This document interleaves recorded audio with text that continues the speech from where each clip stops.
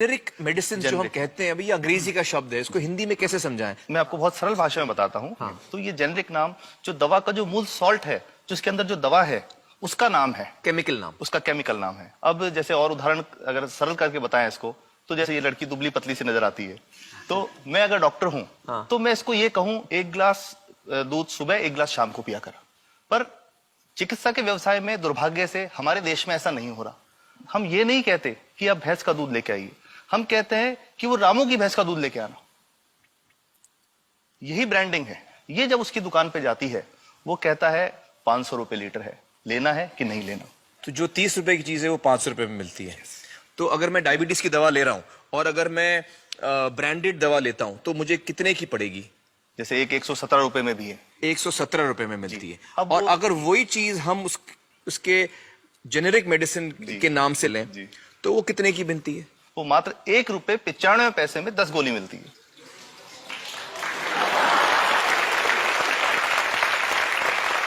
और दोनों गोलियों में कोई फर्क नहीं है किसी किस्म का? 100% समान, क्योंकि इसकी उत्पादन लागत ही इतनी है। उसका manufacturing, packaging, transport, retail margin, जो उसके मार्जिन जो हैं, जो हमारे ज्यादा वो सब मिला करके उतने की ही पड़ती है।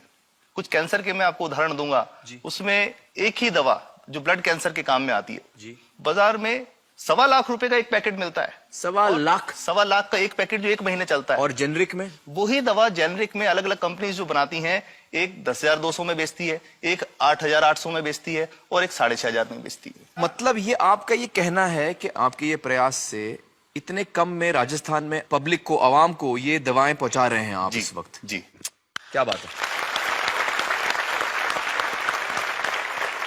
मेरा ये सवाल है कि डॉक्टर्स जो हैं वो हमारे पर्ची पर जेनेरिक नाम क्यों नहीं लिख के देते? क्यों लिखते हैं वो ब्रांडेड? जाने नहीं देंगे बाहर फिर? नहीं, सब जाने देंगे।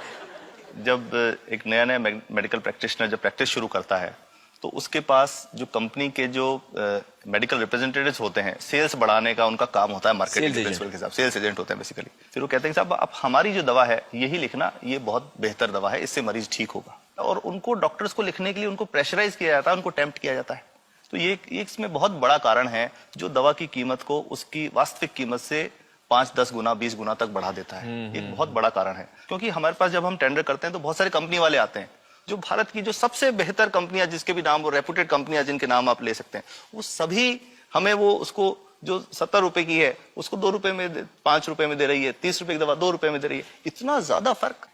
तो कंपनी तो दे सकती है और देना चाहती है और हमें देती भी है इतनी कम दामों में, हमें दे रही है ना, ये संभव तो है। अच्छा, मैं आपको बताऊंगा कि भारत से हम लगभग 45,000 करोड़ रुपए की जेनरिक दवाइयां प्रतिवर्ष विदेशों को निर्यात करते हैं। आप भेजते हैं दुनिया भर में जेनरिक, ये जो सस्ती दवाएं हैं आप विश्व भर में भेजते हैं? विश्व भर में हमारे लोगों को नहीं मिल रही। हमारे देश में महंगी है, हमारे देश में महंगी है। और अगर ऐसा है तो हमें कोई ईस्ट इंडिया कंपनी की जरूरत नहीं, हम वापस उसी दिशा में जा रहे हैं। आपने जब ये शुरू किया तो आपको कोई रेजिस्टेंस फेस करना पड़ा राजस्थान में?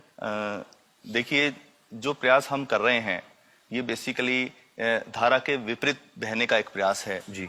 काफी थ्रेट्स भी हैं, क्योंकि इसमें माफियाज भी हैं, ड्रग माफियाज जो ऑपरेट करते हैं।